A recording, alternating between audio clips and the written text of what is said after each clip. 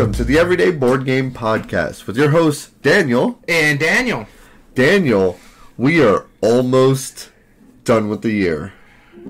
Can you believe that already? Yeah, it's crazy. It's crazy. We're filming this, on the 6th of December? 6th of December. So we figured we might as well get our end of the year stuff done. Yeah. Which we've been meaning to do for a while. Now, of course, in the future episodes, this might change. Yeah. But what we each picked was 8 games that were like the best of the year so far. It took us a long while. You and me was like, all right, this might be a contender, and we jotted down. I jotted down a pretty massive list myself. I have 27 games on my short list. Yeah, I had 24 total. So 16? So I guess I was a little more calm about it. But really, I mean, and again, this can change because we still have about a month left. Yeah, exactly. Yeah, and in fact, the games I'm going to be talking about, what I've played lately, I didn't include in this list, even though all 4 of them are new to me. Right. And same with mine. I actually had one that I played recently that I know would already hit my list. Mm-hmm. And so I took it off just so I could talk about other games. Yeah, exactly. Well, I don't know. I think maybe 1, maybe 2 of the one I'm going to talk about today would probably end up on this list for me. But the thing is like one of them I want to play more. Yeah. And the other one is I know I like it, but do I like it over these other 8 that I have on here? In fact, most of the games on my short list, because we made it to where it's new to us. So yes. That could be something from 2013 if it was the first time we've played it. Right. And I had a few on my short list, but they didn't actually make it on my big list. I think the oldest game I have here maybe 2019 as stuff falls on my desk. I'm curious about one of mine. I think it's quite old, probably like 5 or 6 years at least. It's not new by any sense, and that's my number 8, but I'll talk about that. Everything else seems to be pretty new. As you can see, we're getting in the holiday spirit above or over our shoulder. I'm in green today. That's right. And I got a Christmas tree getting eaten by Sasquatch. Right. Even the texture patterns are quite similar too on these. I'm for the colorblind folk. I'm in gray. I'm in green. A green that I can actually see. Yeah, one of the few. One of the few. No, that's great. Well, I mean, I don't think there's too much to belabor it other than jumping right in. But before we do, Daniel, what have you been playing lately? That's weird. Haven't been playing much lately. The same reason why we haven't been recording. There has been a bunch of sickness in my house, a little bit in your house. Yep.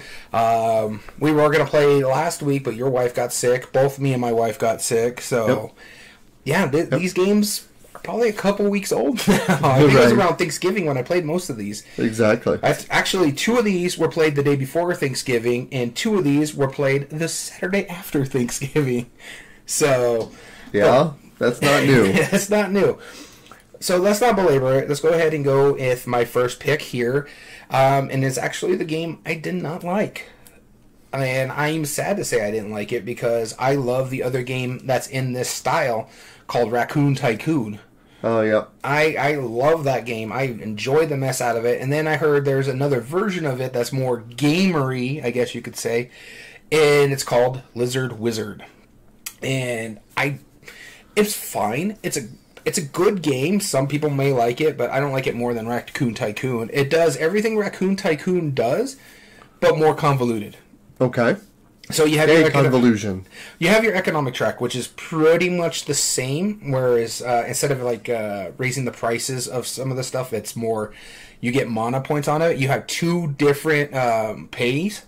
You have mana points and you have actual gold. Okay. Gold mainly can help you with one section, but it's also just mainly for points at the end of the game. Mana doesn't really give you anything, other than it allows you to buy towers, wizards, helping you get them over to your thing. So what's going to happen is you do the same thing for the economic purposes. There's 6 actions you can take. One of them is to gain resources and raise the price of other resources. The second one is sell resources to gain mana points. Next, you can buy a tower, which will increase your supply, because you can only hold 10 unless you get a tower, and then you get to hold another one. And it gives you more points depending on because there's 7 arcane magic schools, and so the towers are tied to one of those schools. You can pay for a wizard, and it kind of works the same way as when you're trying to get sets of certain top dog or railroad barons and stuff like that. Whereas you start an auction for the wizard, sort of like Raccoon Tycoon. Again, part of the schools. Then you also have spells that you can research, buy them, put them face down, and then when you buy that spell, you can actually, if you have the resources, put it in play, and it could be something that helps you throughout the game, or it's got something for one-time use, and also gives you points at the end of the game. And I haven't got to the scoring yet, and that's where it gets really convoluted. And then the newest thing that they added, there's another part where you can get familiars. That gives you, once you buy a familiar, you get so many options that you can do. There's 4 things that you can do. Automatically wipe the spell board, get a new spell board, and then out of the 4 new ones that come up, you get to keep one of them. Put it face down. This way, later on, you can pay for the resources to buy it. Okay. Gain resources or gold based on the school that it is. If you have a tower and a wizard that matches it, or spell, because the spells match it too. And then another part of that one is it allows you to do the little push your luck aspect of the game, where you delve through the dungeon. If you get 2 monsters, you lose. So you get hit twice, that's it. Sometimes you'll have a spell that protects you. Other times you'll have a spell, if it's like the Necromancer, it can, anytime you have an undead creature, they don't hit you, and you actually get to keep them, and for every undead creature you have, it's like 3 points. Huh, okay. All that sounds really cool. However, the in-game trigger is you have to deplete one of the decks, and they're not small decks at all. You can make them smaller by taking out like the more take-that-y, but it's not much. I think it's like 7, 8, 9 cards out of one of the decks. Yeah, I think that fine. So it's longer than Raccoon Tycoon. Raccoon Tycoon is pretty much long. Like if you know how to play it, you could probably get it in about an hour. This one, we didn't even get to the end game. We just decided to call it after 2 hours. Oh, I gotcha. And because we weren't anywhere near depleting one of those decks, and like I'm trying to push the spells out. People are trying to buy towers to get that lower. But like when tower comes up, only 1 card flips. When a wizard comes up, only 1 card flips because you always have 2 on the board. So when you buy one, only 1 new one comes on the board. Gotcha. The only one that you can actually deplete is spells, but you have to go to the familiars, buy a familiar, deplete the spells, grab a new one. Okay. But the spell deck is the largest deck. Oh. And then you get into the final scoring, which is ridiculous. Yeah. So you score 5 points for every tower wizard pair that are not of the same school. 10 points if they're the same school. Then it's like additional points for every wizard or tower that is not tied to a tower, or a wizard tied to a tower, or something like that. They're just like a point each by themselves. But then, if you have spells and you have a wizard and tower go together, they're worth 5 points for every time for a spell of that school. So if I'm a necromancer and I got a necromancer wizard and a necromancer tower, I want to start collecting necromancer spells because they're worth 5 points if those are connected together. But the fact of the matter is, I had a necromancer wizard and it was a cool wizard, but I couldn't get a tower because by the time it came to my turn, the necromancer towers were taken. Yeah. And so I could never get it. So it was very lucky. It was and the convoluted scoring, like I said. Whereas, okay, if you get gold, that's victory points, but you're buying mana points to buy all these other stuff. Tiebreaker is really all it is. And in fact, I think it's like the second tiebreaker because the first tiebreaker is resources. Oh, okay. So it's very convoluted. It takes too long. And Raccoon Tycoon does everything it does simpler. Even though this is the second game. Yeah. Well, I mean, sometimes they try to shake it up, and it doesn't always work. I've had a few of those games. So it makes me wonder if I do like Lindrum, because I love Raccoon Tycoon, and I was thinking about going into the Mosaic Kickstarter. Right. I backed out of it just because Christmas was coming around the corner, and I didn't want to spend $100, especially after playing like something like Lizard Wizard, and I'd be like, I don't know if I want to spend $130, and that's just for the basic. The Kickstarter stuff, not the $300 that they were selling it for. I'm like, because I love Civ games, but I don't know how long that would get paid. I don't want to pay $300. And out of the 2 games I played for Forbidden Games, I've only like half of them. And so, did they make Dungeon Party the one where it's I think so, but I've never played it. Yeah, that's garbage. I'd say it's one of the worst games. So it's just like Quarters meets, yeah. So it's just like, I don't know if I want to spend that kind of money because I don't know how I'm going to feel about it, especially since I have what people believe is the best Civilization game in Through the Ages. Right. And that one was neat. It's long, but yeah. Yeah, it was fun though. All right, the first one I wanted to talk about was a game that I just got recently, which would be a very difficult game for you and I. It's called Yummy Yummy Monster Tummy. And that's the one that you scan. Yeah, it's the what are the Lucky Duck. Yep, Lucky Duck. You have a monster that comes up, and they're friendly monsters. They're fine. They just want to eat random stuff. Mm-hmm. So they come up to you, and the monster themselves are a certain color. So they might be like a faded teal or something like that. And you look at your cards that are dealt to everybody randomly, and you all have to play a card. And those colors are going to combine, and the closer you are to the color of the monster, the more points it's worth. Well, that's interesting. And so it is cooperative on the story mode. There's also, I believe, party mode, which is whoever gets closer to it. Mm-hmm. And it's straight up silly, and it's ridiculous. It's not that great. It's fine. We had fun playing it, but there's some cards that are like candy that are just a wild. They automatically match the color. So if you're playing 2 players, all your opponent has to, or your fellow player has to do, is play something that's pretty similar. 3 players is a little more difficult, and 4, again, same thing. They did play at 3. It works pretty well. The scanning works really well because there's a QR code on the back of the card, so you literally hold it above it and you see the item going there. Okay. But there's also items with vitamins. There's 4 different levels or 4 different scenarios in a way. Mm-hmm. You just play the storyline. We were just playing the attic. We were playing the first one, and these cards with vitamins on them, they look like water drops, and it's all like human food. It'll be like vegetables, like avocados and pickles and stuff. Avocados would kill me. Yeah, and you feed it to them, and then they start getting mad when you feed them vitamins. And there's another buffer zone where you can't give them another vitamin because they're like, "Stop feeding me healthy stuff." And then so it's like, all right, fine, here's a vinyl record and a rocking horse. Fine, eat it. It's silly. It's good. It's funny. Works really well with kids. We played it a couple times at the night. And, just overall, silly little game. And it's like $16. It's not expensive. That's not too bad. So, Yummy Yummy Monster Tummy by Lucky Duck. All right, so the next game that I'm going to talk about, we played, I think, before Lizard Wizard.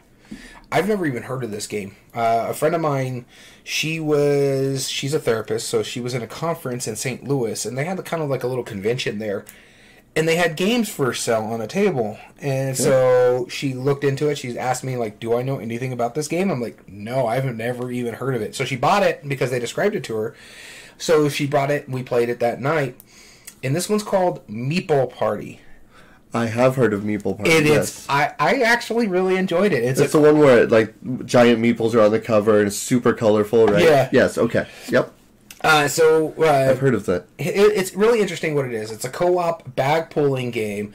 You're all a player color, basically roommates, but everybody's in the house. Mm-hmm. And they all have different abilities. So, me, my character, because I always play the yellow, hence the meeple up there, is the wallflowers, so it only wants to draw a little bit of people in the room, not a lot of people, where there's your party animal and your jerks and your flirts and stuff like that.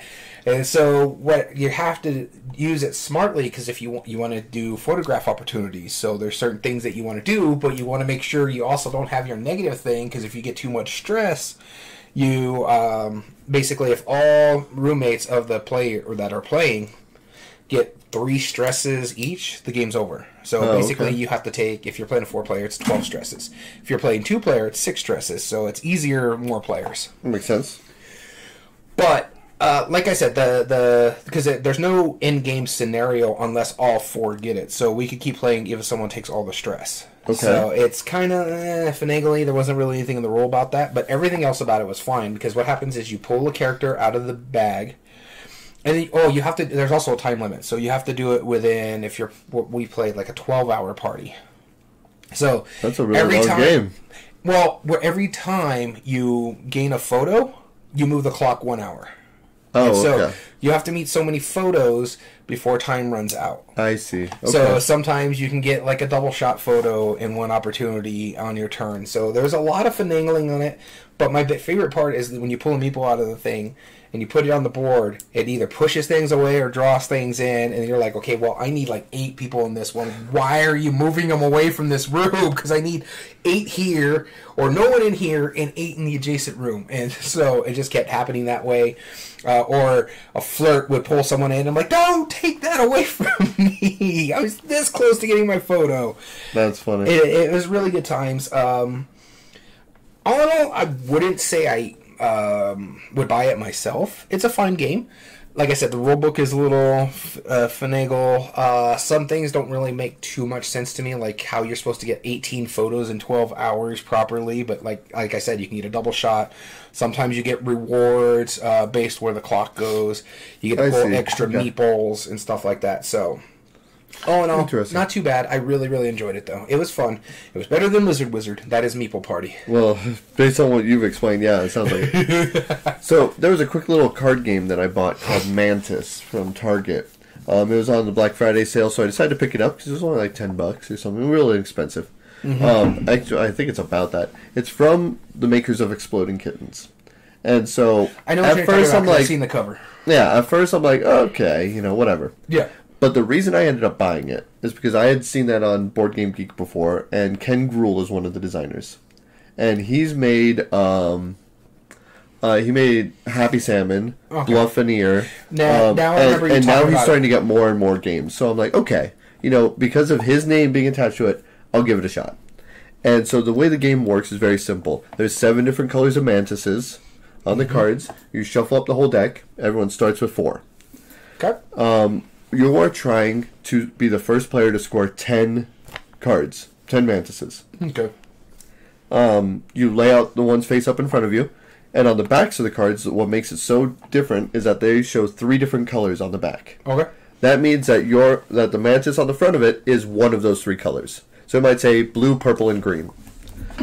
On your turn, you have 1 or 2 choices. You could either try to score, where you flip over the top card, and any meeple or any of your mantises that match that one color, including that one, get put into your score pile. Okay. Unless you don't have that color, then it just goes face up in front of you. All right. Or you could try to steal, where if you see anybody else with that color, you could say, I'm going to steal from you, flip it over, and if they have the mantis of that color, you get to take all of those mantises from them and put it in front of you in your tank. Available for other people to steal, but not always possible. Okay. However, if they don't have a mantis of the color, let's say it's blue, purple, green, like I said, and you have blue and purple in front of you, and I flip it over and it's a green, I instead give that card to you. Ooh. For you to put in your tank. So that's all. That's the whole game. First one to get 10 cards scored wins. It's very simple, but we played it at a restaurant, and literally, it says 10 minutes on the box. It's way shorter than that. Like, we played it for maybe 5 to 10, maybe 10. But we were waiting for our food, we played it, and then sat down and chatted for about 5 minutes. Like, it was a while. And it was pretty fun. It was nifty. Oh, that's cool. The family liked it, my wife liked it, my daughter liked it, and I would gladly bust it out again. And the fact that your wife liked it, that right. that makes it fun. Well, it helps that I was able to explain the rules. I told you all the rules. That's literally it. There's a couple variants. And the fact that it played in 10 minutes instead of 45. Yeah. It was a perfect one. Now, the only thing is the box is about, a little smaller than Munchkin size, and it's, a stack of about 120 cards. That's it. It's fine. It's great. It works really well. It fits in one of those photo containers. I already know that. Nice. Yeah, I would actually recommend it if you found it on a deal. I don't know if I'd recommend it at full price necessarily. What is the full price again? I want to say it's somewhere between $10 to $20. Okay, it's not expensive. It's not too bad. And if you like Exploding Kittens and stuff like that, you might really enjoy this one. Yeah, exactly.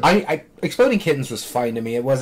It was more of an activity than fun. Exploding Kitten. This has more choice than Exploding Kittens does. Yeah. And Exploding Kittens was decent, but it was very obvious what you needed to play. Yeah, and the thing is with Exploding Kittens, it just reminded me of Uno in a sense, where you're just trying to get cards out there, and it's fine. Honestly, if you like it, I have no problem playing it with you, but it's not something I'd pick up for myself, but this one actually I have sounds a million interesting. other games that I'd rather play than Uno, and this is one of them. Mantis. All right. Going on to my next game here, I'm actually going to switch things up and talk about one game that we played really, really late into the night, and you and me got smoked. And this is Endless Winter, Paleo Americans. Yeah. So we're playing against a buddy of ours, Wasn't even close. Our Gamehead Geek. Him and me were playing for second place. In all honesty, and even then, I did not put much of a fight. Our combined score was still like 15 points off the winner. Right. We got skunked. Double skunked. What, how you call it? Double skunked. Yeah, so this was this winter. I actually enjoyed it. This is the one I was talking about that could possibly go on my favorite games list. However, I need to play it more because there's a lot of moving parts in this one. So you're like, okay, if I do this, I can do this. If I'm the first one here, I can go here. But I got to use these hands, and I got to, do I want to use it for this, or do I want to save this for the nighttime when I got to go do the bidding for the player, first player thing? There's a lot of moving parts. It's fine. It's probably, I would say probably my third favorite deck builder. I've only played 3. My third favorite of the deck builder worker placement games. Yeah. And that is between Dune Imperium and Lost Ruins of Arnak. Did I ever have you play Copycat, the Freedom and Freeze one that I told you about? Okay. Because that's the 4th one that I know about, and that's it. So, out of the 3, right now it's rated below the 2, the other 2. I can see why. I like, it's very procedural. I understand that. You do this, you do this, you do this, and then you move on to this. Yep. And this happens, and you move on to this, clean up, move on. Yeah. You play it over 8 rounds. I like the fact that it plays in 8 rounds, so you know where you got to go. I like the deck building part of it. I keep forgetting that you could also buy one of the shaman cards because because the way it's all set up, the shaman cards are out to the side, above the decks, and all the other characters are down here. And it's just like, oh yeah, I keep forgetting about those guys over there. It was fine. I really liked it. I want to play it some more just to see how I really, really feel about it. But like, if I didn't picked it up already and played someone else's copy, I don't know if I need to go out and buy it because I like the other 2 more. I like Dune Imperium a lot. I also like Lost Ruins of Arnak's expansion has actually increased it over Dune Imperium, I think. Mind you, I own both expansions for Dune Imperium. Haven't played them. Yeah. That I don't blame you. And so that's one of my things that we'll talk about later, but my thing is like what we do is someone gets a day of picks for game nights. Normally it's just Shelf of Shame stuff. So what I think I'm doing next year is I'm going to play, one of my weeks is going to be Shelf of Shame stuff, and then the other week is going to be something I just want to get back to the table. Makes sense. Cool. So yeah, this is my pick was Endless Winter. I thought it was good. I enjoyed it too. As far as I liked it, honestly, I thought it was in between Dune Imperium and Lost Ruins of Arnak. Yeah. But I get why more people like Dune Imperium. Absolutely. My only thing is with this one, I think what part of its problem is that we learned it at 10 o'clock at night. It didn't finish till 1 o'clock in the morning. That's true. So we were all tired. Very much so. So that probably didn't help matters either. Yeah, it probably didn't hurt. So my next one is a family-level cooperative game that I bought knowing how much my kids were going to enjoy it. And then me and my kids sat down and played it. This was Minecraft Heroes of the Village. Yeah, you were mentioning that you were going to pick this one up. Yep, so I picked that one up. So there's 3 Minecraft games, other than the card game, the original Minecraft the game. I know there's the Biomes and Builders. Builders and Biomes, and I like that one a lot. That one is not leaving my collection. Okay. Then there's Portal Dash, and then this one. And this is a family-weight cooperative. It's pretty lucky, honestly. But what you're trying to do, and this is what I think is pretty interesting, is that you're trying to build these different biomes around that produces certain kind of resources that go into the bag. But then on your turn, you can also take an action to go to a certain resource. Like, let's say I go to the woods. I pull some from the bag, and then that will decide... let's say I go to the forest. That produces wood. I pull 3 out of the bag, I believe. And if any of them are wood, then I get to score them and keep them, and I can hold up to 4. Okay. Another thing I could do is go to the central village and add these cubes to different buildings that we're trying to build collectively. Okay. Which is pretty important. or I can build a new biome, and then that will tell you what new cubes get added to the bag. Okay. There's also redstone, too, which kind of acts like a wild. There's certain ways to get redstone. And then there's also despair, or whatever the black cubes are, which when you pull that, that will cause the illagers to attack, potentially. You roll a die, and they may potentially move forward, closer to you. Also, there will be times where they will pop up... Villagers or the mob? Or the mob. I don't remember if it's illagers or mob. I know it's illagers, not villagers. Illagers? Illagers. Oh, okay, yeah. It's basically the zombies. That's what they're called in Minecraft. Yes, yeah, they're slowly moving towards it. I played that much Minecraft, and I know that because it's like one of my wife's favorite games. I only know it from the board game. And it's a fine game. It does some funny stuff. There's a little bit of engine building on it where you pick a character, and it has a two-part standee. Okay. So one is your character. That just shows what character you are. Doesn't matter really functionally. But then you also pick your pet, which gives you a unique ability. And so my ability was that after Did you pick a cat? No. I think I picked a fox, actually. That was the one. My daughter had a panda. And my son, I don't remember. Yeah, I think my son had a wolf. But, yeah, of course my daughter would. If she didn't, I was going to get the panda. But one of the dumbest creatures. It really is. But it was silly, And my kids absolutely loved it. My wife was in quarantine, so she ended up... that was the picture you were talking about. Okay, yeah. She was quarantining herself in her room, and so she wanted to be part of the game, so we set her up on FaceTime and put her on the table. And she was watching, and then eventually took a picture and posted it online, which I'm not going to forget anytime soon. But, I mean, it was fine. I didn't like it anywhere near Builders and Biomes. Builders and Biomes is a good midweight Euro game. It's an okay cooperative. I was going to say, I was wondering how your son was going to take it. Cause right. He loved it. He loves Minecraft. Yes. But sometimes he doesn't really like games that are lucky. Right. He doesn't. And he is very much like, the less luck there is in a game, the better the game. Which is awesome. And yes, Creative Chaos, I did say Minecraft. There's 3 actual Minecraft board games. Yeah. I do want to try Portal Dash. But after we finished the game, I was packing it up. I was like, you know what? I was like, son, you really like it, don't you? Yeah, I love the game. Here you go. And I was handed it right over. I was like, yeah, it's all yours. Nice. And so he's probably going to play it when his friends come over. They seem to like it. It's not difficult. It's a great family game. Real simple. But if I'm going to play something that level of complexity, I'm going to play Castle Panic. I feel like that's on the same level as this. I need to pick up the new Castle Panic. Yeah, the second I don't edition. know if they've released the actual... They've released the second edition with the new art. Yes. Because I want it with the new art. It is not anything deluxe. No. Everything that was part of the Kickstarter is coming with the Kickstarter. I like Castle Panic, but I don't need the deluxe version of it. I just want something that gives you a nice little tower defense game. Yep, yeah. I mean, Castle Panic does it so much better. Actually, it was one of the...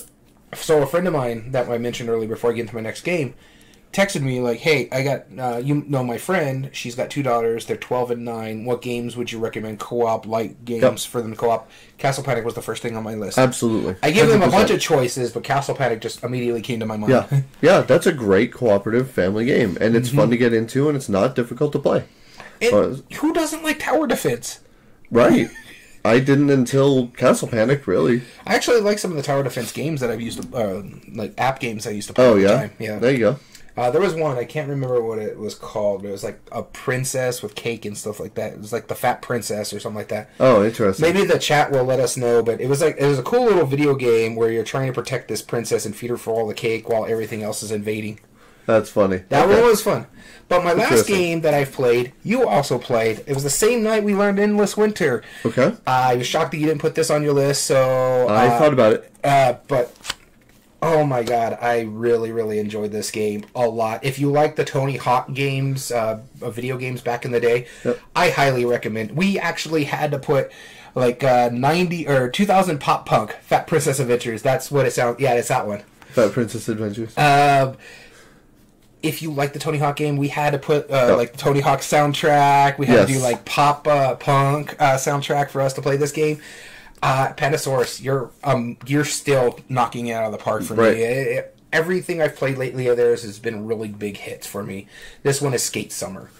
My favorite thing, we've talked about this too, is the way you have to play your cards right, because you're going this way, but then you're going this way. You have to play a little balance game on there based on your cards. And then there's still a push your luck aspect of it, because whoever's like the lead skater, I forget what it was actually, like the professional or something like that, they roll dice. And it moves your thing so many turns. So you'll go to the minus side or the plus side. So it's like, do I go all the way over here and hope you don't play a plus side? Or do I go this way and then hopefully I can balance this thing out? And you still get something if you bust, but you don't get, like, you lose a card. You don't get to move your skater in the next phase as well as you wanted to. But, man, we were like, should we play? This looks like it's going to take forever, because it's saying play to like 70 points or something like that. Should we play for, because it says like you can make it longer, you can make it shorter by going to 50 points. We were thinking about it. No, we chose with the 70. We went in the normal. Nope. Yeah, we did, because we were talking about we made it to the 70. No. No, we were 1 point away. We played the normal. Because we were talking about moving it short, and we didn't move it short. And then we started realizing, because I can show you the final scores. I'm saying we played the short game, but most of us reached the long game scores. Because that last round prior to it, we were only shy about 2 or 3 points. No. We played the longer game because it was 70 points because Dom ended the trigger and he escaped us. No, we were talking about it because I remember I was talking about it, and then we decided, you know what? Maybe we shouldn't have, or decide. I'm glad we didn't decide to do it because we hit 50 points after like the 4th round. Right. It just moved so quickly. Yeah. Once you start scoring your points and then you're getting your combos and you're trying to build skate, that's going to give you points and stuff like that. What was it? 96, 92, 90, and 62 were the final scores. Yeah. You were the only one barely over the short round. You didn't make it to the 70. But after playing it, I want to play it again because now we know what to expect. People who claim to have good memory. Hey, now, hold on. Arguing with everyone. I'm gonna remember that. No, but honestly, if you love about it, if you love those Tony Hawk board or video games back in the day, and you're into board games, Skate Summer, it's just the creme de la creme. It was really, really good. If I decided not to banish those last 4 games that we played, it probably would have made my short list, and probably would have made my top 8. Yep, probably. Good deal. All right, the last game I wanted to talk about was, I finally got this off of my shelf of shame. I went over to a buddy's house. Took us a while. We played it in a couple hours, just because we're learning how to play it. It has a really interesting rondel mechanism, and it's part of a series that I own all of the games in the series thus far. And this is like number 8 in the series. Number 8 in the series? Yes. There's 8 games in this series of games? Yes, there's more than that. Well, it can be. Oh, I was thinking like the Steve Stone or Rogers, whatever the games were. The artwork ones with Let Summon Demons and stuff like that. Nope, it's not those. Those are only 3 in the series. What are the 8 games of a series? They do a Kickstarter every single one of them, and this is pretty much the only game. They print a couple others, but mostly these games. Is it the card games, the Button Shy? Nope. I don't know. I'll give you a hint.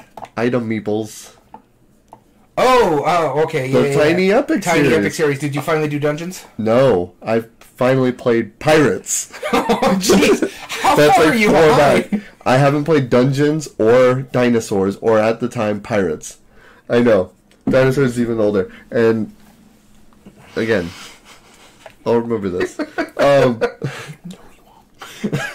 But, no, the Tiny Epic Pirates, it has a really interesting rondel mechanism where you kind of almost have workers. All I need to know, is it as annoying as Tiny Epic Cowboys? Or Western, Tiny Epic Western? No, that's by far the worst. I don't know if that's the worst one. It's the worst one I played. Tiny Epic Zombies is probably my least favorite. Just because, again, I think we were playing it wrong, so I don't know. Game. Yes, I didn't like that much. No, this might even make like top 3. It was really fun because the way it works is you have these 3 little guys, right? It took Your pirates. You're 3 pirates, but no, you have like a captain crew that moves around the wheel, right? Okay, but your pirate crew. Right, kind of, yeah. And the way that they work is that you will only ever move one spot on the wheel to the next action. All of your actions are randomized at the beginning. So we all have the same 6 actions. They're just in random position. Then when you move to the next spot, you may choose to continue moving by using these extra actions on top of it, or by using your extra crew, but then they won't give you the bonuses that are for later. So, for example, I could have like one guy on my bonus to where I have more damage when I roll for attacks. And then I might have another guy on the plus movement on top of my base movement. But then every time you attack another pirate, you know the scale that's in Tiny Epic Galaxies, right? Where you can upgrade your ship and become faster. Yeah, I haven't played Galaxies in a while. It uses like that, but in order to upgrade on that, you defeat other pirates. And I became known as like absolutely terrifying. I had a full crew of women, and they laid waste to anyone who attempted to fight us. Like the other player, he's not really big into games, but he would look over at my board and he was like, "Oh heck, no, I'm not going to try that." I was legitimately terrifying because they knew that I would roll 3 dice and then like hit them like 12 times because of the crew that I built up. It was fun. It was silly. It was absolutely hilarious. I don't know how to describe it other than I was actually really impressed by it. Nice. Yeah. So we're talking about Tiny Epics. I still have one on my shelf of shame at the very top of Tsukuyumi above there. You can dungeons? See the, yeah. I haven't played Dinosaurs yet. I've technically played half of a. You're in Tiny Epic Crime, right? Yes, of course. Honestly, that one doesn't intrigue me at all. This is probably the one that I didn't like. Okay, we need to tangent this for a minute because here's the thing: the game itself looks great to me. I know where you're going with this tangent. The red filter. The red filter. So now, here's the thing. I'm really cautious about that red filter because the Tiny Epic decoder, it's just literally the red overlay that all the other things do it. We can see through it. That red filter thing doesn't work on colorblind people as nearly as well as people think. I mean, I've seen it done well. It's really hard. I think the Crypto does it the best from what I've seen. The Crypto, no, I can see it just fine. Mind you, I haven't seen a lot of games with it. Right. The only other one I can think of off the top of mind is Jumanji. Jumanji, yeah. No, there's a few others that I've played, and I've only ever seen it done, like, pretty good. But most of the time I have to actively look away from it. Now, I don't think that's going to stop me from liking the game, but I will think that I'm going to have to put something else in there to put, like, over the cards just so I won't accidentally just understand everything. You want to hear what turns me off of Tiny Epic? Huh. Or at least the Crimes Tiny one? Epic Crimes? Is because they threw everything in the book. You can play it solo, you can play it co-op, you can play it competitive. It's like, just fix one. I'm fine with co-op. I'm fine with solo because solo and co-op will go hand in hand. But the competitive part of it, right? It feels like sometimes when they do something like that, it doesn't feel like a finished game. You can play it one player solo or even by yourself. Yeah. No, that's great advertising. No, Tiny Epic Pirates. I was really impressed by it. It's like I said, it's up there. You have played it? I haven't played that one. Okay. Honestly, I can't even. I think the last Tiny Epic I played was. Dang, I can't even think of it. Might have been Zombies. Wow, that was a long time. What came out before? No, it had to have been Dinosaurs because I haven't played Tiny Epic Dinosaurs. Oh, you just don't own it. I don't own it. There's only two Tiny Epics. Quest. Oh no, Mechs was the last one I played. Quest, Tactics. Well, I have Quest. The only two I have is Dungeons and Quest. Yeah. Okay. I'm not a collector like the rest of you guys. Yeah, I own them all. My lowest one is Zombies and Western, but then right above that is Kingdoms. I forget whose Western I borrowed, but someone lent it to me, and I was like, no, I can't stand this because I love Western games. Yeah. And someone lent me the Western. Not a Western game. And oh my god, it was so bad. I'm like, right. they have like this whole poker aspect of the game. Yeah, which again, like that was a very small part of. Like, sure, there's always a shootout in a poker hall or a bar, but like, poker was not that important in the West. And I'm not a historian. No. I might be. No, wrong, poker was pretty big in the West. It was. Well, gambling was big gambling. in the West. But like, what was the game? Western Legends does poker well for that game. Yeah. Whereas, and it's not a big component. It's just it's your sandbox. Yeah. You can actually compete by playing poker in the game. Yep. Whereas, and was it Tiny Epic Western? It's actually a big part of the game. Yeah. So this is why I think you should try Pirates. It's like Tiny Epic Galaxies with a rondelle. Okay, I like rondelles. Yeah, it's really cool. All right, you ready to get in our list here? I think so. So, is there a few games you want to talk about before we get? Why to is Las Vegas? Why Las Vegas? Yeah, exactly. Yeah, pretty much. Although Atlantic City would argue. Not really. I mean, but it's gambling on the East. Mm-hmm. It's the closest thing. So we decided to look through the entire catalog of games that we've played this year.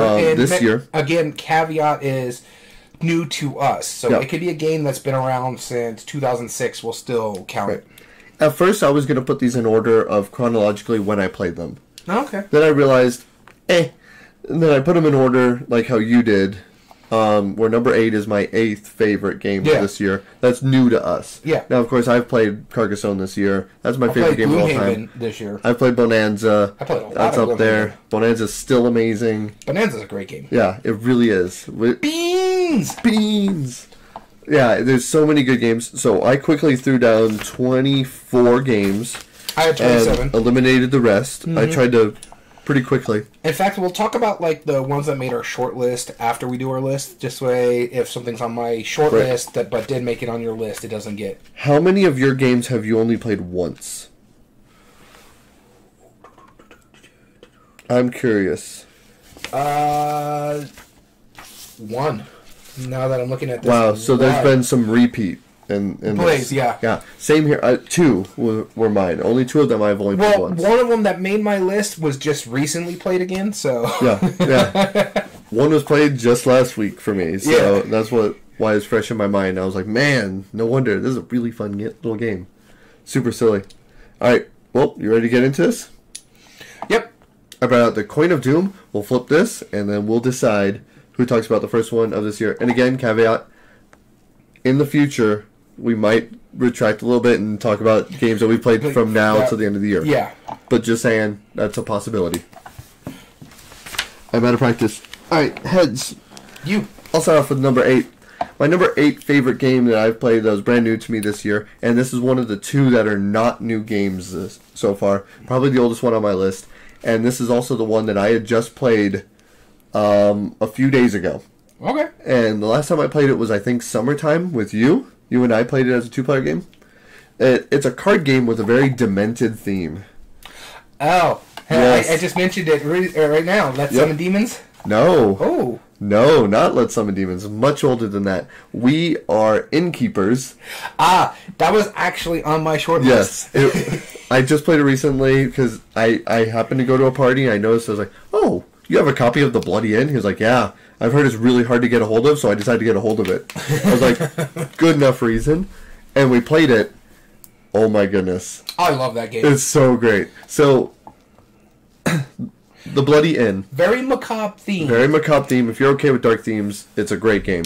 But the way it works is quite simply, you are innkeepers. You are inviting people into your inn, but you all rent out rooms from it. They will be paying you as long as they stay in the room, but they tend to bring in a lot of money. And, if they so happen to go missing, then that's really quite a lot of profit. So your goal is to have the most money by the end of the game. When the second time the deck runs through, most money wins. We played as a 4-player game. It took a little long because it was all 3 of those was brand new, and some of them don't quite play. It's a little heavy of a game. But, oh my goodness, each of the characters have 1 of 4 symbols on them. At least most of them do. Either a gunshot, a coffin, a trowel, or the gunshot pile is of money. The police. Yeah. And so, during your turn, you always discard a number of cards. There's a rank, either 0, 1, 2, or 3 on the cards. Let's say it's a rank 2. That means you have to discard 2 cards to either bribe them, and they become an accomplice, to kill them, and turn them into a dead body that's lying around, to bury them if they've previously been a dead body, or to bribe, kill, bury, or to turn them into an annex, which gives you an extra little ability. Basically, build a building out of their bones, I guess. That's how I described it to them. They're like, we like that.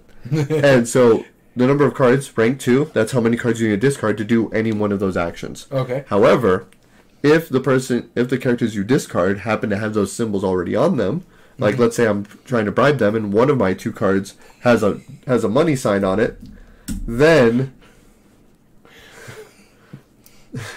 then if it has a pile of money on it, then they come back to your hand and you can continue to use them. Yeah. But you have to pay every one of your accomplices a coin at the end of the round. But you also get a coin for every person that stays in your rooms at the end of the round. Yep. So it's a really awesomely demented theme. I do like the fact that if there's any number of police officers at the end of the round remaining, if you haven't either recruited them as an accomplice or killed them, then there'll be an investigation. Shit, and if you have bodies lying around that haven't been buried, then you have to bribe them away.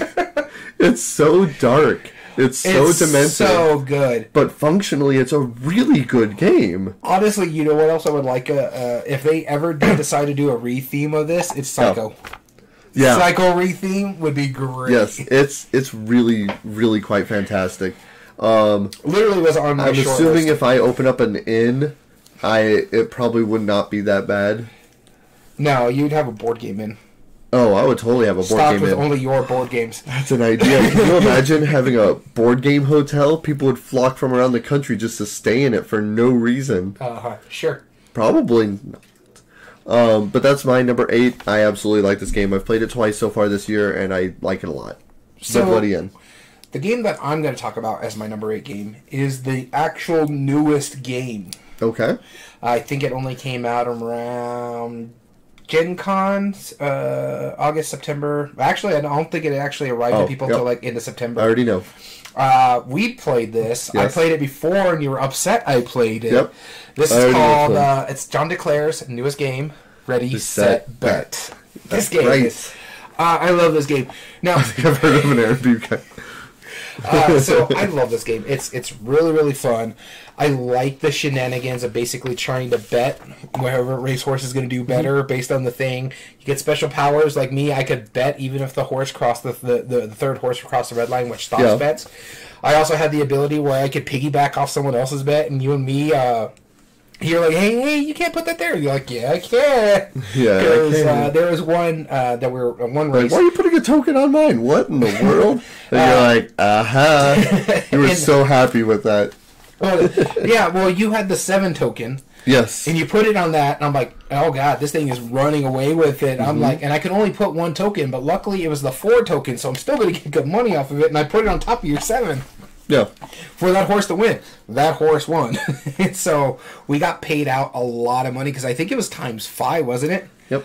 Yeah, so I got some cheats. No, it was times... Yours was... was it times 5? It was it was times 9. Oh yeah, it was 7 times 9 for you, and it was 9 times 4 for me. Because I had $63 out of that. Yeah. It was awesome. We were just having a blast with that game. It was very fun. We were literally calling out imaginary horses. Come on, 9. Come on, like we were actually at a horse racing thing. And yes, you're given cheats. You get extra abilities every round. You get to choose one of like 2 extra abilities that make it just more gamery, more shenanigans. So you'll get some abilities like I think you and our mutual friend Dom had like box cars and snake eyes, where you get money anytime every time number 10 would move. You would also that as long as number 7 didn't win the race, you get to keep all that money.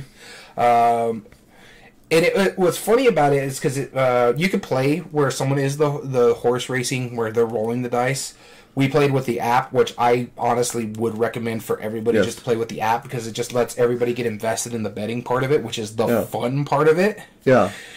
And so we were like sitting there watching these horses on this iPad. Yes. Come on, 7. Come on, 9. Just doing all these different shenanigans on there. Yeah. We were actually gamblers. Yes. And what makes this so much better than, like, obviously than the real world money loss. Yeah. What makes this so much better is that it takes all of the excitement of the figuring out the odds, figuring out the bets, and then all of the excitement of the horse race itself, but combines them at the same time. You bet while the horses are running. Racing, yeah. That's the crazy part.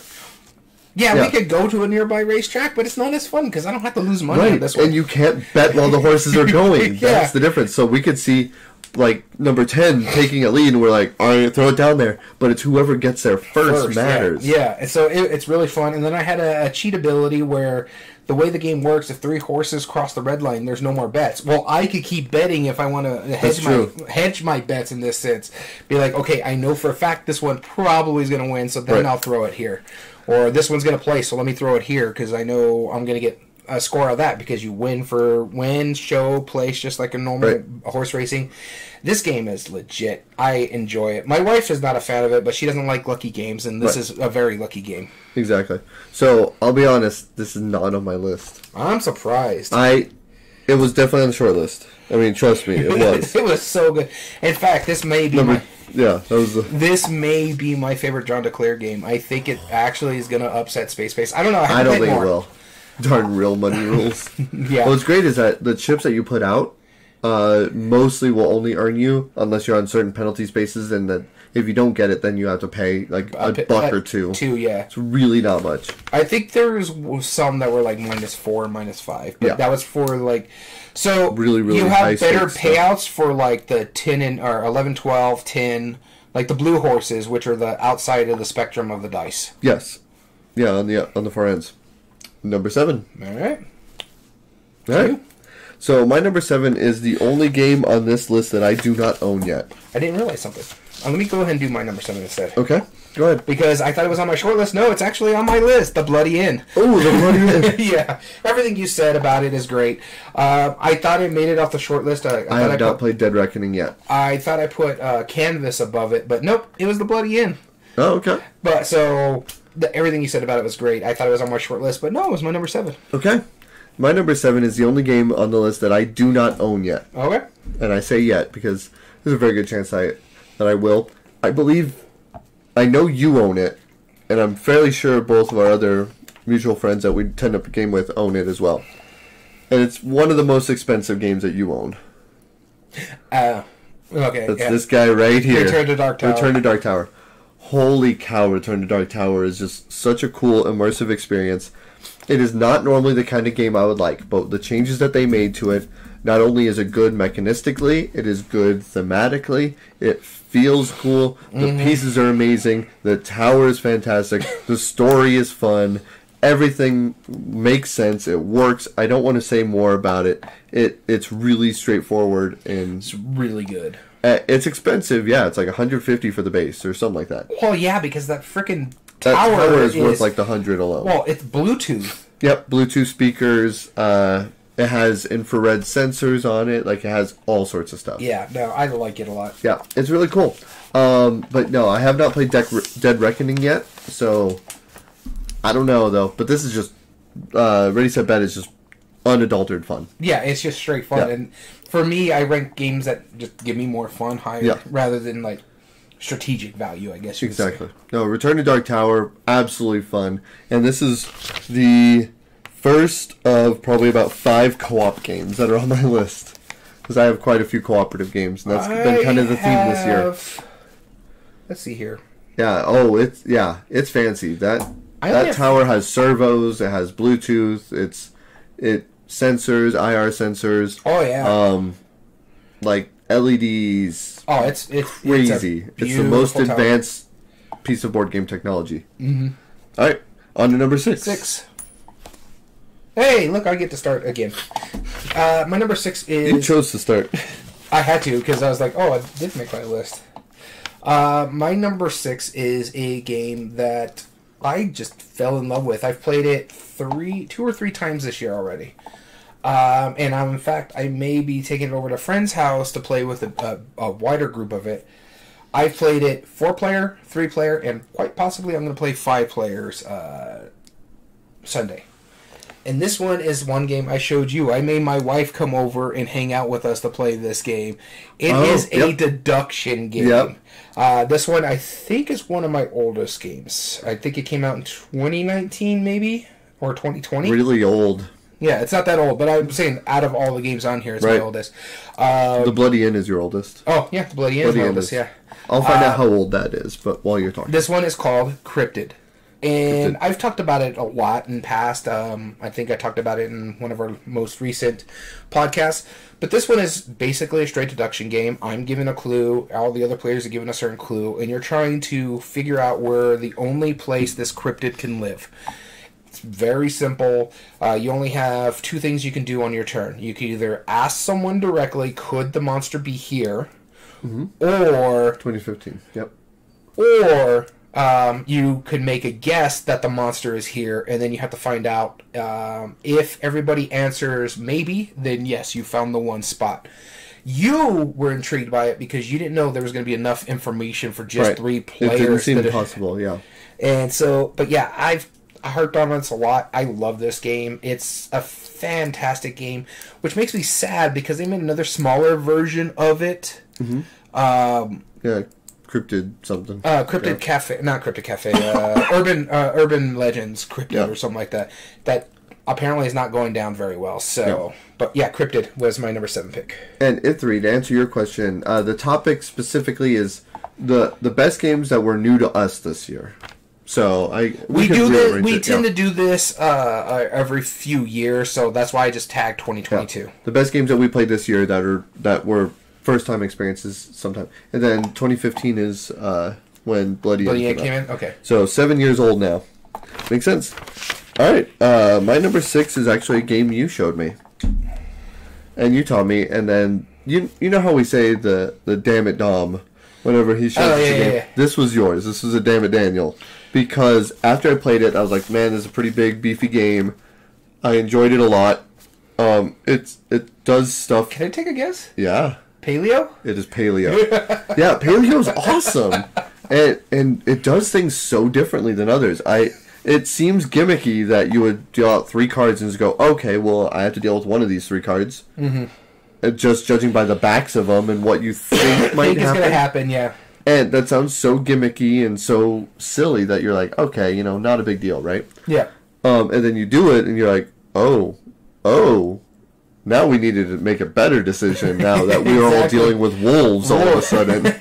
It's like, how are we all getting attacked by mammoth? What the heck? And I love the fact that there's so many scenarios in this, just out of the base game alone. I have the expansion for it over there. The components are good. The theme is neat. It's not a difficult game once you get the hang of it. Yeah. There's a lot of replay value, and I really enjoyed that theme a lot. It's one of my now favorite paleo-based games. You played, what, like 4? Maybe 3 or 4. Because we were talking about it like Mammoth Hunters, Paleo, Endless Winter, Stone Age. Yeah, like caveman-esque games. But yeah, it's really fantastic. I love the theming of it. The art's really cool. It has almost like a claymation style art. Weird. It's strange, but it's neat. I like it a lot. Love the components. Paleo, my number 6 favorite game that I played this year. Cool. All right. Yep. Number 5. Cool, I'm starting, which works, because it's paleo. I just like it one more better than you. Yeah, you liked it one more. No, everything you said. I love paleo. In fact, I think I like it more than Endless Winter. Absolutely. Off the top of my mind. Yes, absolutely. I like the fact that it's co-op. I like, I guess, not really, it's kind of push your luck, but not push your luck, where you're just trying to determine, out of these 3 cards, what would be better for me to deal with? Yeah. Oh, great, you're dealing with all those over there. Yeah, no thanks. We need tools over here we can go build this thing over here, put our cave paintings up. I loved everything about it. When it was announced, I wanted to play it when it came out, but it just couldn't find it. When I finally was able to get a second printing copy off of... I actually think I bought it directly through Asmodee, their website. Yeah. Got it in, played it, and I'm like, I love this game. I've played it like 2 or 3 times this year already. I've played the first scenario twice, and I think I played the other scenario once. It's so good. Yeah. I like this game a lot. So I don't want to beleaguer it. You went over it already. Paleo is my number 5. It's a great game, and I understand why it won the Kenner. Yeah. The next one is it's not semi-co-op. It's possibly co-op. Or it could be one versus many, yes. Rear Window. This is the only one I can think that's possibly co-op. Possibly co-op. And that's one of the niftiest parts out of the game. So my number 5 is Rear Window, based off of the movie, the Alfred Hitchcock movie, made by Funko Games and Prospero Hall. The art's pretty good, too. The art is fantastic. They were able to get the likenesses. The art looks good. And it's almost like a Dixit-esque or like Mysterium-style game where it's Mysterium meets Mastermind. You have 4 rounds to figure out all 8 of the characters and all 4 of the characters and 4 of their styles, like living styles, like whether they're an artist or a food connoisseur, stuff like that. And you have to figure these out within 4 rounds. And there's a director who is giving the players information based on these cards out of deduction. And they have to try and figure it out using that limited information. Up to 2 of those could be face down, but that's it. Mm-hmm. Now, where this all flips on its head, it sounds really difficult because a lot of the images don't quite say, like, they might have like a single color and it might be a character who's silhouetted. Yeah. It might have like, they have multiple factors, so it might have a couple of dogs, a broken painting, and a dumbbell. So that can either mean athlete or pet lover or clumsy or something like that, or drunkard, whatever. And so you're never quite sure as to what the motives are. But at the beginning of the game, there might be a murderer. And one of the characters might have been a murderer.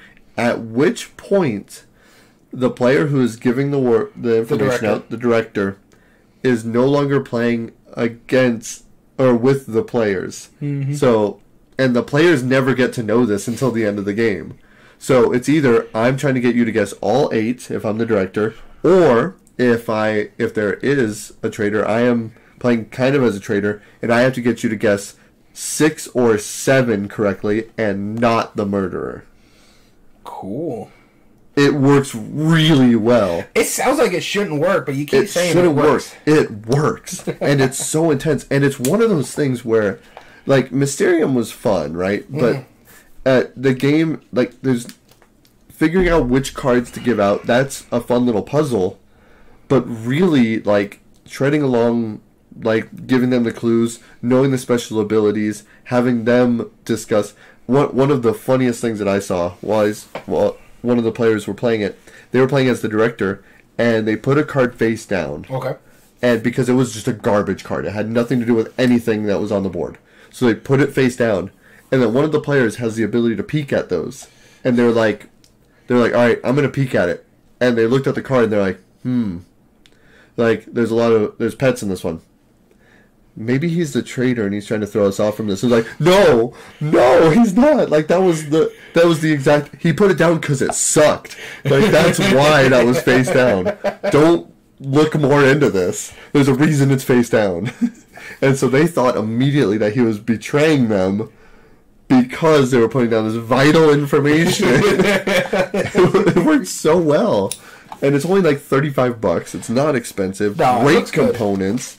The pieces are fantastic. The interaction is so good, and you don't need to know the movie, which you should, but you don't need to know the movie to enjoy the game. In fact, everyone who I taught how to play this watched the movie. No, I don't know if they watched the movie later on, but they had never seen the movie prior to watching it, and they fell in love with the game. Nice. So that's a great sign. In fact, it's one of my favorite Hitchcock movies. That is currently my favorite. I still think I like Birds more. Yeah, well, you like Wingspan, so... Well, no, just murderous birds just makes me it's pretty awesome. Yeah, it's a very silly idea. No, it comes out so well. Rear Window, highly recommend it. My number 5 favorite game. Vertigo is also another good one. Vertigo was fun. I didn't realize Harvey Danger wrote a whole song about it. That blew my mind when I watched that. That surprised me. Oh, I get vertigo. Yeah, I had no idea. Anyway, number 4. Number 4 is... Starting with me. So, this one is... I don't know if you were as enamored with it as I was, but... No. But I love this game. I've actually been playing through the scenario with my wife and our mutual friends on this one. It's a scenario-based game. It's co-op. Oh, I like co-op scenario-based games. And it introduced something to me that I think more games need to do. Acrylic standees. Oh, yeah. This one is Vagrant Song. Did you start playing it correctly, though? Yes. Sorry. I gotta twist the knife on that.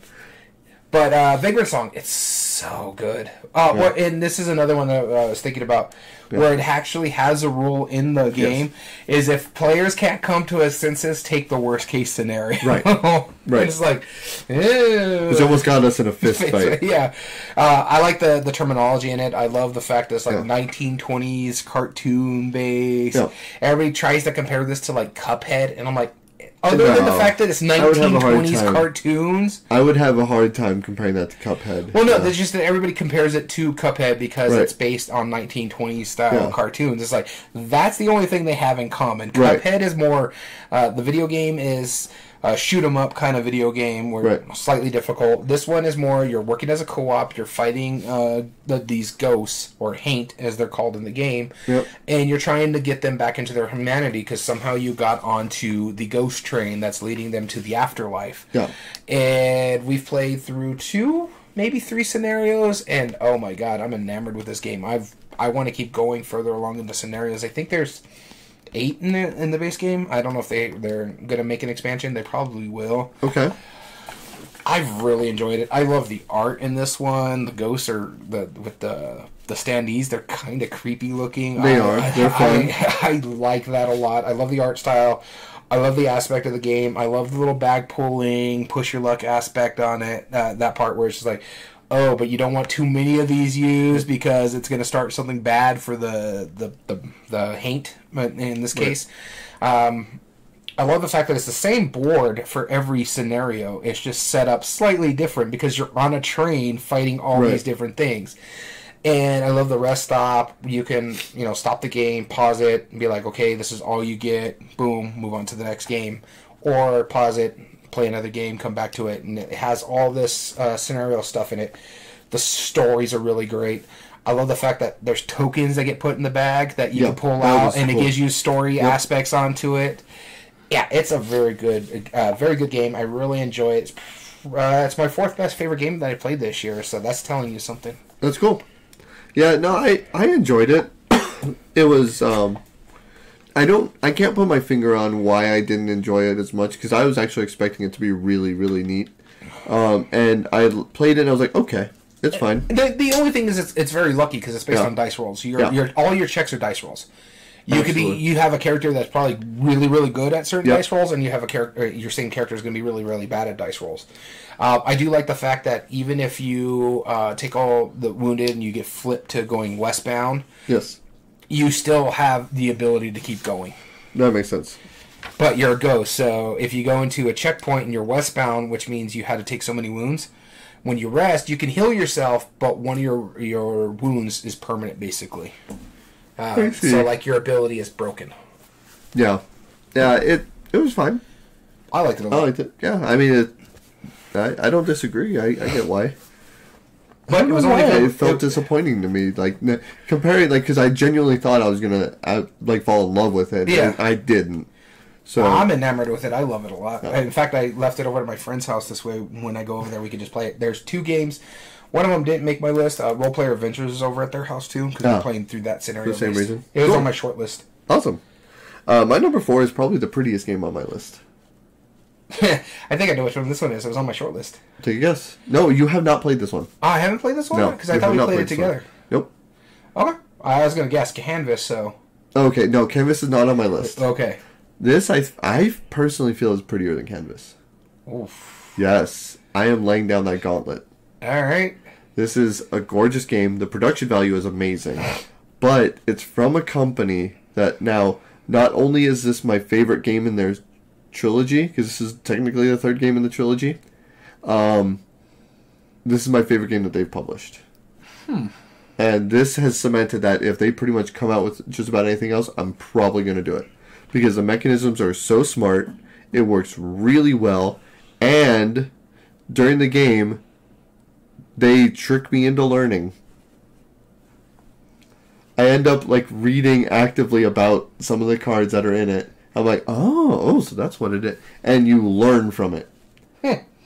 Trekking through history. Ah! Yeah. Yes. No, and you haven't played it yet. I haven't played that one. I've only played the first one. No, forget that. It's not like I'm saying it because it's a million times better. It's not necessarily, but the trekking through history is a completely different game. No, I get that. Yeah. Everybody's talking about it. It's Yes. like, whereas, what is it, trekking through national parks and trekking Yes. the world, they're Those basically are Ticket to very Ride style similar. games. Yes. Yeah, no, this is a very different game. This one's basically timeline. is basically, well, I mean, yeah, in a way, right? You are doing timeline in a way. But every trek through history, you have to go chronologically. Mm-hmm. So if I pick something from 1800, everything after that for my trek has to be later on. However, all the cards that are laid out, normally when it has like a row of cards, you have to pay something to exchange it for that. Yeah. And they might go cheaper, like Through the Ages does. Yeah. No, there's no cost to pick a card. The whole game is you pick a card. And so there's no cost to it.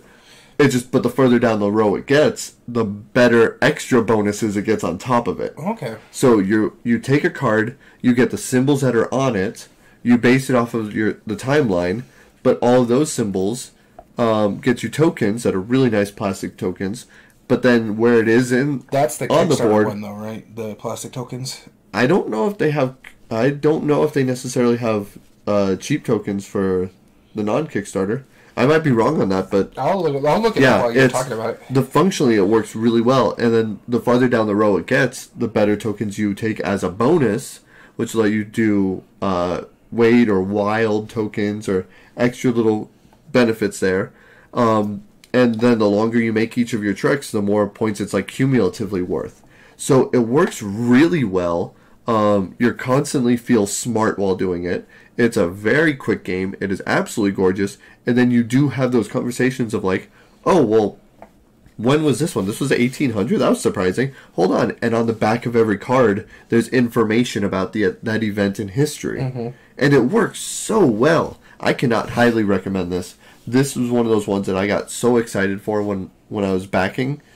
It's because I thought it would be good, and it greatly exceeded my expectations. No, I really want to play this one. I love history. Yep. I was a history major when I was going to college for a while. Oh, I think you would fall in love with this. I really genuinely do. I'm trying to see what's exclusive to the Kickstarter. I think it was just cheaper. Yeah, I'm not seeing too much difference through the... Because I'm trying to look through it as quick as I can, but that is my number 4. That is Trekking Through History. All right, number 3. History is fun. History is fun. Starting with me again. So, I don't think this is going to be on your list. You liked it, but you like another game better. Okay. This one is probably the hit of the year, honestly. I think it's going to be a lot of people's consensus game of the year. All right, give me some clues. Let me see if I can guess it. Okay. Obviously, we played it together. It's a German game. From a German company, anyways. It's Freuderland. Freuderland. The game you like more than this is Terraforming Mars. Freuderland. I think that's what it's called. I don't even know where it is on my thing. Yeah. Are you making this up? No, Freuderland or whatever it's called. It's about building a zoo. Yes. So very wrong about games, got it. Yeah, okay. Ark Nova. The company. I thought you were saying the name of the game is Freuderland. I was like, no, the name of the company. No, I actually really did like Ark Nova a lot. It didn't hit my list, but I really did like it. It's a really good game. I like it a lot. I really enjoy playing it. I've played it twice this year. Okay. I know for a fact it's only been twice this year. Once with you and once with my other group, because it's a long game. Yeah. It is easily 2 to 3 hours, especially if it's a learning game, then it's going to push the 3-hour mark. Yeah. So, like, when we all played it, it took us about 3.5 hours to play it. Yeah. And when I taught it to 2 new people, or 3 new people, it took us about 3 hours. Yeah. I knew how to play it, but they didn't, so I'd explain, okay, this is how this works, and then you want the tracks to cross. And that thing, I'm not very good at this game, because I can't get my pieces to cross. Both times I played the game. Now, I didn't have that much of a negative deficit in the second time I played it. Slightly less negative. Yeah, the second time I played it, like I think the first time I played it, I was like 35 points away from each other. I see. The second time I played it, I was only 7. So okay. I got better, so hopefully I can get it to cross. It's a lot like Terraforming Mars in the aspect that all the cards are different. There's no same card in here. You're building up your zoo kind of like you're building up Terraforming Mars, but it's your own personal player board rather than other people's player boards. There's a lot of moving parts because you got this board over here, and then you got your scientists, and you have your research grants, and your catch and release kind of stuff. But you're also building your aquarium, or your zoo. The aquarium is going to be the expansion. You're building up your zoo, so you have like these different areas. So you could build an aviary if you get a certain ability, and then you could put all your birds in there, and they can take a couple spaces rather than one whole area. Fair enough. I even got the map packs for it. That's how much I like this game. It is such a good game, and there's a lot of good choices. And my favorite part of this game is the moving of the mechanisms. Like you choose something, the further along it is on the track, the more powerful it becomes. Mm-hmm. But if I really just need to pick some cards, so I'll take it from this lower end, move this up. Or, you know what, I need this to become more powerful. So let me move this down, just take this action on this turn. This way I can set up this one to become more powerful in the next turn because this is the card I've upgraded and made it more powerful, but I need it at a higher level. I loved everything about it, but it only made my third favorite game that I played this year, so that's telling you something. All right. So my number 3 is one that I know you haven't played yet. Okay. And this is the only one this is the highest one on my list that I've only played once. And now, I downloaded the app, I learned how to play it, and I played a different version of it with my son, and I am absolutely enamored with it. This is the second highest ranked co-op on my list. Horizons of Spirit Island. Yeah, this one. Oh my goodness. This is the Target one. This is the Target exclusive one. This is the $30 one versus the $90 base game. Tell the people what you told us. I don't remember. That playing this makes you want to go buy the $90 one. Yes. Oh, absolutely. 100%. We only played it the once, but this now might be my son's favorite game. Really? It's not a simple game necessarily. No, that's why I've always been hesitant to play this game, because it's not that simple. It's not. But, you would be fine. Yeah. Honestly. Like, it's more complex than, like, say, Return to Dark Tower, but a lot of the similarities actually work. So at the beginning of the game, you do a specific thing, either spreading your influence around or resetting your hand of cards back to your hand.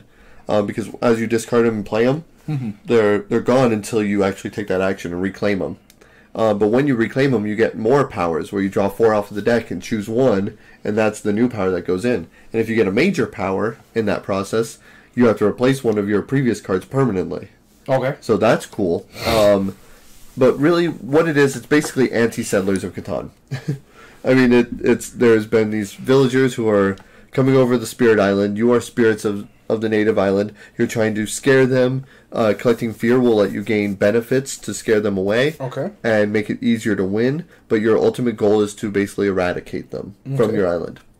It works really well. The card play on it is so fun.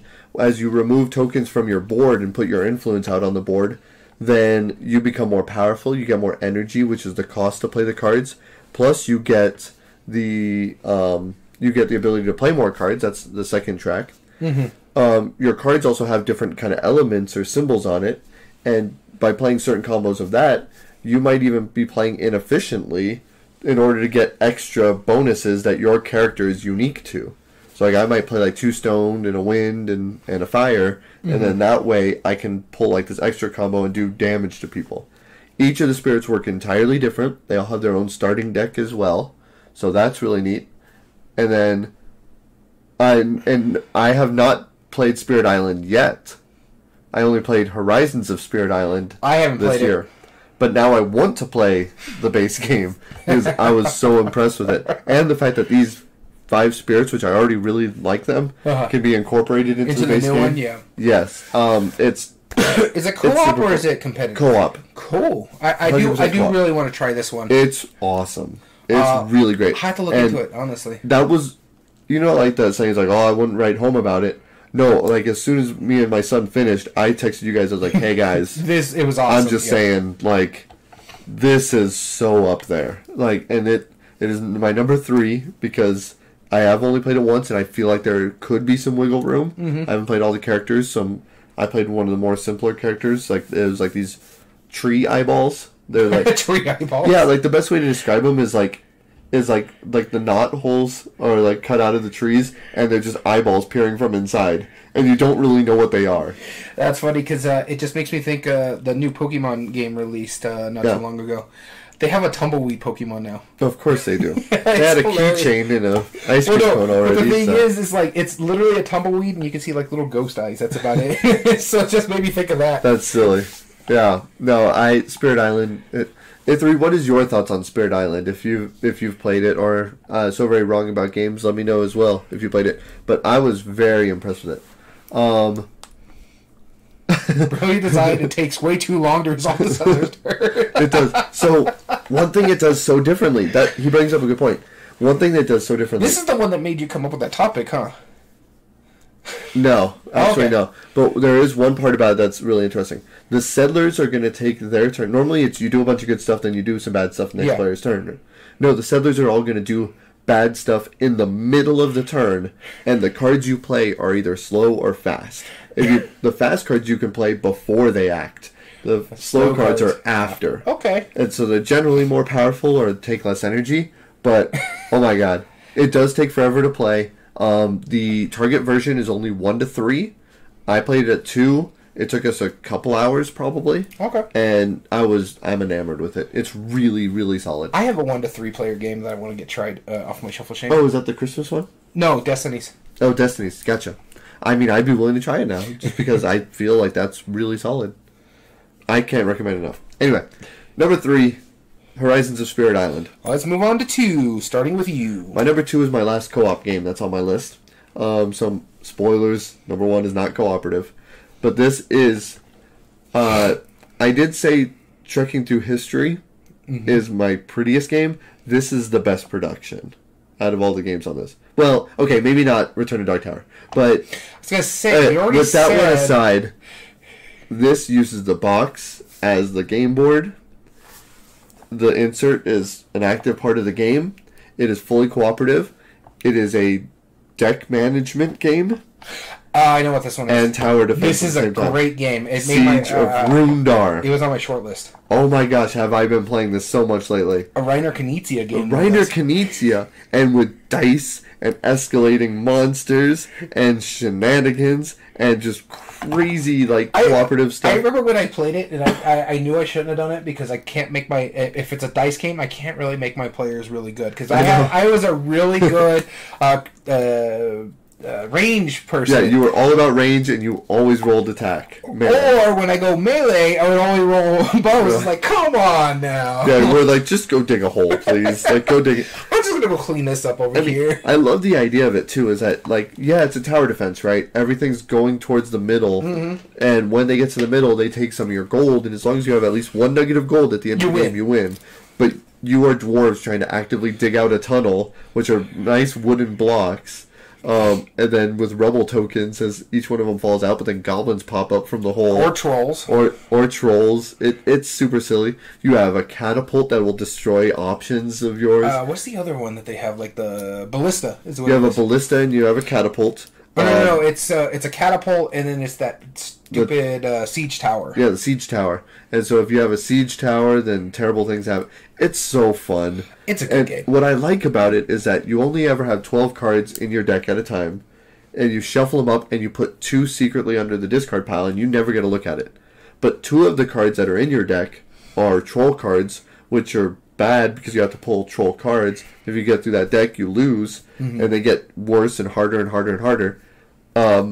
But those might be the 2 that get discarded. It's really unlikely, but it might be. But then when you get upgraded tools, you have to replace ones that you have in your hand. So you only ever have the 12 cards, and it can't be the bad cards. So, I don't know. I think it's awesome. It's up there again with there's a reason it's slightly above Siege of Horizons of Spirit Island. Siege of Rundar is just so good. That's because you played it a lot. I've played it a lot. This is my second most played game out of all of these. Only beating. I think my number 1 is my most played game out of all of these. Same here.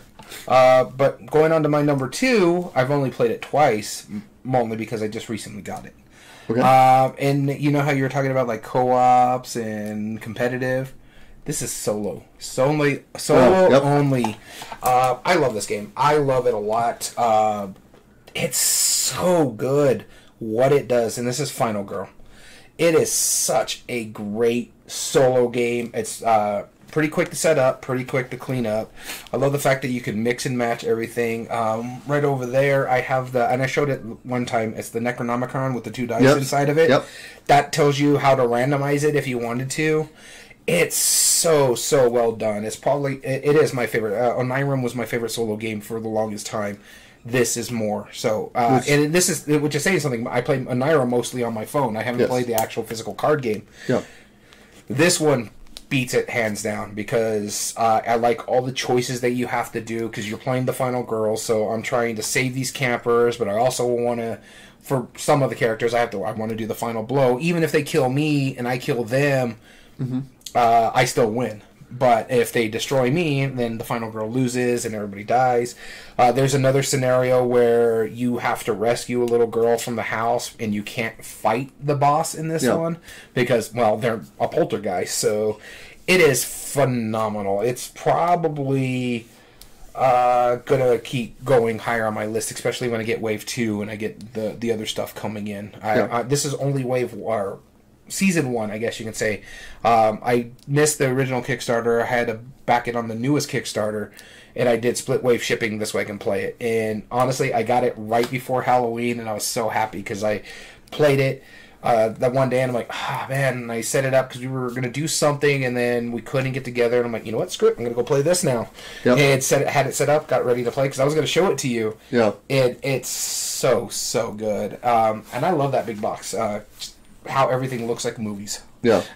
Every choice that they made about the design, the graphics, the theming, the art, it's solid. The thing is, like, another big thing of it is I'm always big about tongue-in-cheek because, you can't have, unless you don't want to pay out of the butt for licensing, where it's, like, legally distinct from everything. So you have Nightmare on Maple Lane, or what is another one?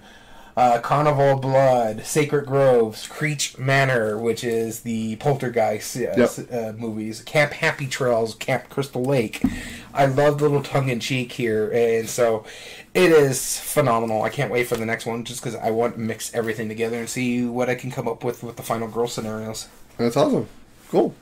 And our number 1. I don't have much to say about that because I've only played Hostage Negotiator, and I'm going to actually take the first for number 1 because it's not a surprise. Is it a crossover? It's a crossover. You mentioned it, I think like you're 7 or something like that. Oh, Return to Dark Tower, of course. Yeah. That has been my favorite game I've played this year. Yep. I've played it 3-4 times, I think, now. Maybe 3 or 4 times. It's the one I played the most out of all these games. Yeah. And it's not saying that's saying a lot because it's not a long or short game. Right. It can be a while, and it's just so phenomenal. I've played 3 scenarios now. I love everything you mentioned about it. I love the Dark Tower. I love the Bluetooth aspect of it. The app is really well done. And the fact that you can get the app on most platforms, like I can get it on my Kindle, where not a lot of apps go to Kindle. And that one only does like paper style. It's crazy. You'd think that they wouldn't be able to do that technology on it, but the paper Kindles, like... I don't have a paper Kindle. I actually have a real Kindle. But we tend to use my... Kindles? They're the paper Kindles that you can only get the books. I get the full internet service. I know what you're saying, but I'm saying they're real Kindles. Nah. I don't consider them real Kindles because if you can't get the internet on it other than books, then they're not worth your time. That doesn't negate them from being brandingly, or by brand, a Kindle. They were the first. So, anyways, going back to what I was saying. Gotta troll you somehow. We tend to use my wife's iPad. Because it's one of the bigger ones, and it's just the fact that it's Bluetooth, that's my big thing, is like the noises come from the tower itself. Usually you're using the app for the ambiance, where the ambiance is coming from the actual tower.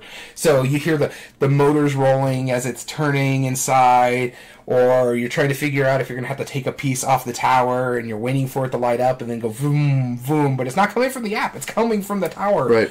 Or like if the big bad that you're fighting is doing something bad to you guys, you hear like the screaming and the roaring coming from the tower itself. It's one of the games that really gets you thematically into it, because usually, like say Mansions of Madness, where another app-driven game, your ambiance is coming from the app, so it's basically a monitor over here.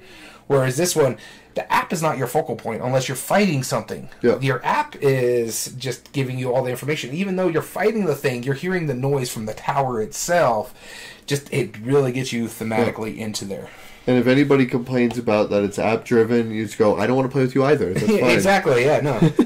That's now my new response to that. It's like, oh, I don't want to play that because it's app-driven. I don't want to play with you either. I'm app-driven at this point. You pretty much, I mean, we have basically computers in our pocket. Yeah, pretty much. We're app-driven. I spend more time on my phone than my computer sometimes. Exactly. So now this last one. My final one, my favorite one of the year. As soon as I played it, I wanted to play it again. And then I played it again and again. I probably played it about 4 or 5 times so far this year. And I'm just, every time I play it, I'm like, man, what it does just does it really clean, really solid, pretty art. We got it from a Bookman's Run. And it's my second oldest game on the list. It is primarily a card game. Well, that really narrows it down because you play a lot There's of a cards. single board, and the rest is cards. Have I played this one? Yes, I think so. A single board and the rest is cards. Can you give me a better... Oh, yeah, no, I know you have. It is a very white cover. It is set in snow setting. Oh, yeah, it was that one's actually on my short list. Yes. I really Inuits. did this one. Inuit Snowfolk. Yeah, Inuit Snowfolk. I Oh knew my this was goodness. going to be on your list. Yeah, as soon as you saw that on the list, you're like, yep, that's it. No, hands down, that's been my favorite game. Favorite new to me game. I can't believe I saw that and I was like, wow. Like, again and again. Like, that was one of the few games that popped in my head that I haven't played recently. And I was like, that's definitely on the list. What I liked about this one is that you were hemming and hawing if you were going to spend your credit to buy this one. I was like, it's pretty looking. Yeah. Didn't know much about it. Don't know anything about it. And then now it's one of my favorite. That's one that's never... You know how they say, don't judge a book by its cover? The cover is what actually drew you in. The cover judged me. That's what I'm saying. That's how good that game is. It's like, are you even good enough to play this game? We know how good we are. Yeah. It's a legitimately good game. I like that Inuit one is a lot. fun. Yeah. And so much to the point where it plays it with a similar flavor to a Stefan Feld game. Mm-hmm. I'm like, man, do I pick a Stefan Feld game or this other game that's like same theme, same style mechanisms? And this one's better than that. This one's better than Cocopelli. Shockingly. Yeah, and I really like Cocopelli, but this one is better. So actually, Cocopelli didn't even get on my short list because we played it before this year. Yep, I know. Otherwise it would have been.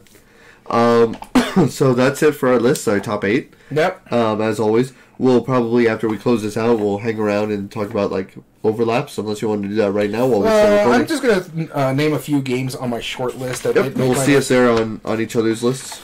Foundations of Rome made my short list. I thought it was a pretty good game. I thought about it. It wasn't bad. I just didn't think it's better than the other games I played. Yep. First Rat was another one. Yep, First Rat was on my short list as well. Dungeon Fighter was another one. Dungeon Fighter was not on my short list. Just because it made you hold someone's hand. It was funny. No, I liked it a lot. I did consider it briefly. The Initiative almost made it in my top 8. My only problem was I didn't like how it ended.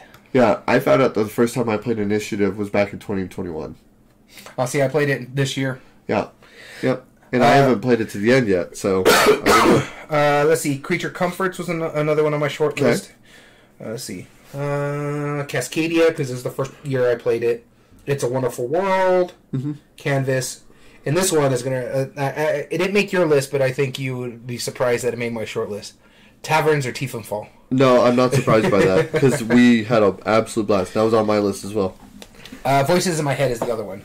Yeah, the other ones that I had were Some Wonders Architects, which ended up, I played it last year, so took it off. Dreadful Circus, which I'd consider replacing Sheriff of Nottingham with it, because it's that good. Planet Unknown, Okay. which I'm surprised you didn't put on your list. Actually. It was on my short list. Yeah. Oracle Delphi. I just didn't want to say all my short list. Goofy movie. Oracle Delphi didn't make my short list. Aquasphere did. Aquasphere did. Yeah, I liked Oracle a little bit better. The Spill, Rajas of the Ganges, the Dice Game, Dice Charmers. That one was pretty good. Oh My Goods, Ispahan, Vegas Showdown. All My Goods was on my short list. I didn't see Vegas Showdown on my list, but that would have made my short list because that one was actually legitimately fun. National Lampoon's Vacation, the Dice Game. I haven't played that one yet. One Small Step actually made my short list. But the one that I really had a hard time not putting on my list, Architects of the Colosseum. Yeah, I thought about that one, and I'm like, if it's going to be on anybody's list, it's going to be you. Yes. I like that. I like that game. That was number 9. But I didn't want to put like 30 games. I ran out of room on my little paper over here. That was my number 9, hands down. My number 9 would probably have been... Oh yeah, I had Red Cathedral on this list too. Yep. My number 9 was probably going to be Foundations of Rome. Okay. I love the little bingo aspect of it and the building up. It's just, I don't know if I would spend the money on that. As pretty as that game is, that's stupid expensive for us. Everyone who backed it, I'll go play your copy. Exactly, and luckily Appreciate we have a buddy who backed it, and I think our other friend backed it, the newest Kickstarter. Yep, probably. So I'm like, I got 2 people that own the game. I don't need it. Yeah, exactly. we really don't. So any of the games that we listed, of course, definitely the top 8. But any of the ones that you and I listed as this little mini list, we highly recommend from Everyday Board Games.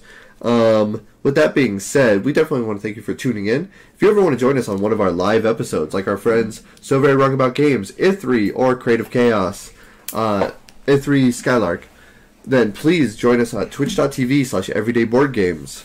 As well as you can find all video re-uploads on YouTube at Everyday Board Games 2020. And if you like what we do, there are 3 things you can do to help us grow on that platform. Subscribe if you're not, like the video, and comment down below and tell us your thoughts on the subject. As well as all audio versions can be found on most podcast platforms under Everyday Board Games Podcast. This includes Spotify, Google, Amazon Music, and Podbean. And if you ever want to email us directly, give us ideas for upcoming episodes, or just shout out, say hi, or enter in future contests if there happens to be, email us at everydayboardgames2020@gmail.com.